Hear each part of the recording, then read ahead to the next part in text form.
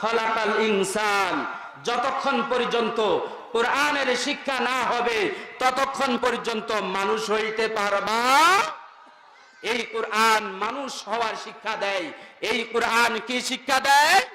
মানুষ হবার শিক্ষা দেয়। যতক্ষণ পর্যন্ত মানুষ কোরআনের ধারস না হবে, যতক্ষণ পর্যন্ত আপনার ছেলে আপনার মেয়ে কোরআন শিক্ষায় শিক্ষিত না হবে, হতে পারে আপনার সন্তান এই দেশের ভিতরে একজন নাস্তিকের পরিণত হবে।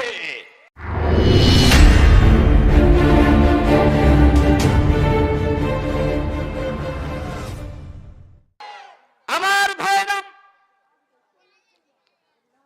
এই কোরআন মানুষকে এমন শিক্ষা দিয়ে মানুষকে ভালো মানুষে পরিণত করে, যদি আপনি কোরআনের কাছে না আসেন তাহলে আপনার জীবনটা আস্তে আস্তে করে ধ্বংসের দিকে চলে যাবে। আর যদি আপনি কোরআনের কাছে আসেন, যদি একজন আপনি রিক্সা চালক হন, দিন মজুরি হন, কৃষি ভাই হন, কোরআন বলে এই কৃষি লোকটাকে, এই দিন মজুরি লোকটাকে, এই রিক্সা চালকটাকে আল্লাহ পাক রব্বুল আলামিন মুহূর্তের ভিতরে ওলি বানাইয়া দেন। আমার ভাইরা, ইমাম গাজ্জালী রাহমাতুল্লাহ আলাইহি ঘুমিয়ে আছেন। হঠাৎ করে তিনি স্বপ্নে দেখতেছেন কে যেন ডেকে বলে, ও ইমাম গাজ্জালী, তুমি এখনো ঘুমিয়ে আছো? রহমতপুর এলাকার ভিতরে চলে যাও। রহমতপুর এলাকার ভিতরে একজন কাঠুরিয়া মারা গেছে, নাম তার আব্দুর রহমান। ওই আব্দুর রহমান কাফনের কাফন কেনার কোনো টাকা নাই, এত দরিদ্র। ওই কাঠুরিয়ার কাফনের ব্যবস্থা করে দাও, ওই কাঠুরিয়ার দাফনের ব্যবস্থা করে দাও। ইমাম গাজ্জালী রাহমাতুল্লাহ আলাইহি বলেন, তাড়াতাড়ি করে আমি ঘুম থেকে উঠলাম। ঘুম থেকে ওঠার পরে ওই রহমতপুর গ্রামের উদ্দেশ্যে রওনা করলাম। রহমতপুর গ্রামে যাইয়া জিজ্ঞেস করলাম, আপনাদের গ্রামের মধ্যে কোন লোক মারা গেছে কিনা? বলেন না, জানি না। এবার একটু গ্রামের আর একটু সামনে অগ্রসর হলো, আর একটু যাবার পরে জিজ্ঞেস করে, আপনার গ্রামের মধ্যে কোনো মানুষ মারা গেছে কিনা? কয় না, জানি না তো। রাতের বেলা মানুষ মারা গেছে কিনা?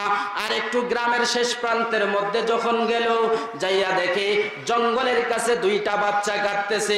জিজ্ঞেস করে, বাবা তোমরা কেন কাঁদতেছো? কারণ কি? তোমাদের কান্নার কারণ কি? বলে, কাঁদতেছি আমাদের বাবা কাঠুরিয়া ছিল, আমাদের বাবা মারা গেছে, দাফন করার মতো কোনো টাকা নাই, দাফনের কাফন কেনার মতো কোনো আমাদের কাছে পয়সা নাই, দাফন করার মতো আমাদের কোনো এলাকার ভিতরে আলেম নাই। এই জন্য এই আমার চাচাকে, আমার বাবাকে কিভাবে কাফনের কাফন পরাবো, কিভাবে দাফন করব, সেই চিন্তায় আমরা কাঁদতেছি। ইমাম গাজ্জালী রাহমাতুল্লাহ আলাইহি বলেন, তোমাদের কোনো চিন্তা করার কারণ নাই, তোমাদের বাবার কাফনের কাফন আমি ব্যবস্থা করে দেব। ইমাম গাজ্জালী রাহমাতুল্লাহ আলাইহি সুন্নাত তরিকার মধ্যে কাফনের কাফন পড়ালেন। কাফনের কাফন পড়ানোর পরে কবর খুললেন, দাফনের ব্যবস্থা করলেন। ইমাম গাজ্জালী রাহমাতুল্লাহ আলাইহি যখন লাশটাকে নিয়ে কবরের মধ্যে শুইল, যখন শোয়াইল, সাথে সাথে দেখে ওই কবর থেকে জান্নাতের খুশবু বের হতে শুরু হয়ে গেছে। ইমাম গাজ্জালী রাহমাতুল্লাহ আলাইহি আশ্চর্য হয়ে যায়, একজন কাঠুরিয়া লোক, তার কবর থেকে জান্নাতের ঘ্রাণ আসতেছে। ব্যাপার কি? এমন কি তার আমলের মধ্যে এমন কি আমল আছে? তাড়াতাড়ি করে সন্তানদেরকে জিজ্ঞেস করলো, বাবা তোমার বাবা কি আমল করতো? বলে, জানি না, আমার বাবার কোনো আমল আমরা দেখি না। ফজরের নামাজ পড়ার পরে দেখতাম আমার বাবা একটা গিলাপ বাঁধা একটা বই নিয়ে প্রতিদিন বসে যাইতো আর বলতো ऐसे जगह में जो कुछ है तू सब सच्चा है ऐसे जगह में जो कुछ है तू सब सच्चा है এইভাবে বলে বলে এইভাবে সে আবার গিলাপটা বেঁধে বেঁধে আবার জায়গার মধ্যে থইয়া আমাদেরকে নিয়ে বন জঙ্গলে চলে যাইতো কাঠ কাটার জন্য।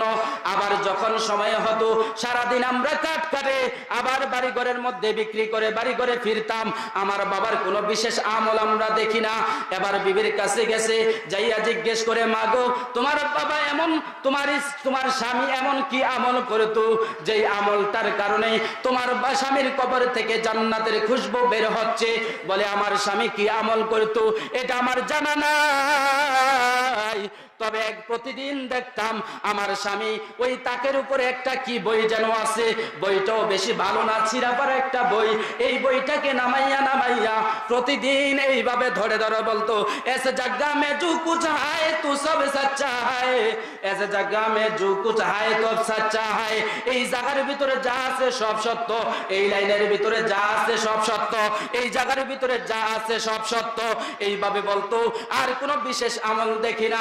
ইমাম গাজ্জালী রহমাতুল্লাহ আলাইহি বলেন, দেখি তো ওই বইটা কি বই আছে।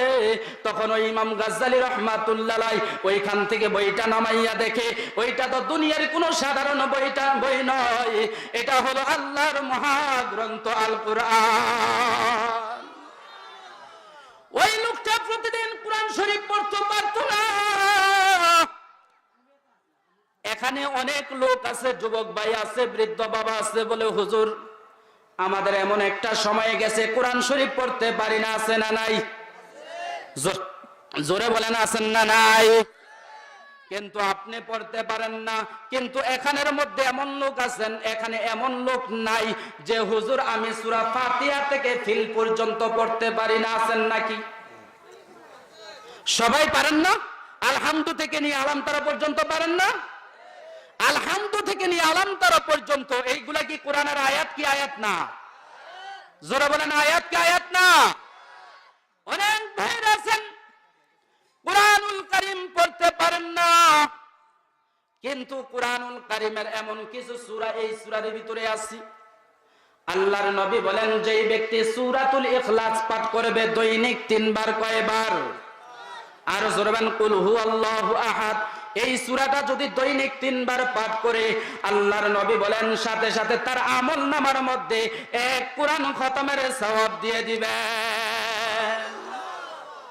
আল্লাহর নবী একদিন রাতের বেলা সাহাবীদেরকে বললেন, সাহাবীরা রে এখানের মধ্যে কে আছো রাতের বেলায় 10 পারা কোরআন শরীফ তেলাওয়াত করে ঘুমাইবা।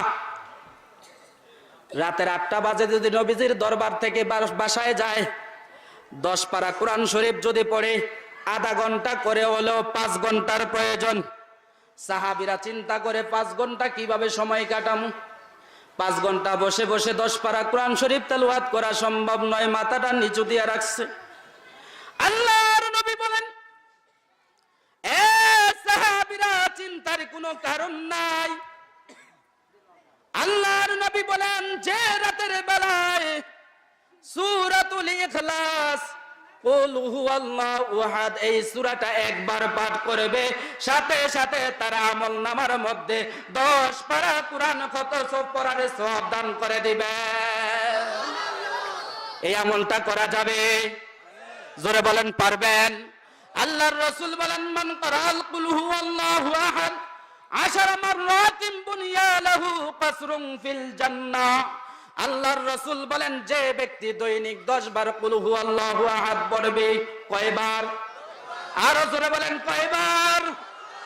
10 বার কোরআন কুল হুয়াল্লাহু আহাদ পড়বে, আল্লাহর রাসূল বলেন তার জন্য জান্নাতের মধ্যে একটা বাড়ি বানাইয়া দিবে। এবার বুড়ারা খুশি না বেজার?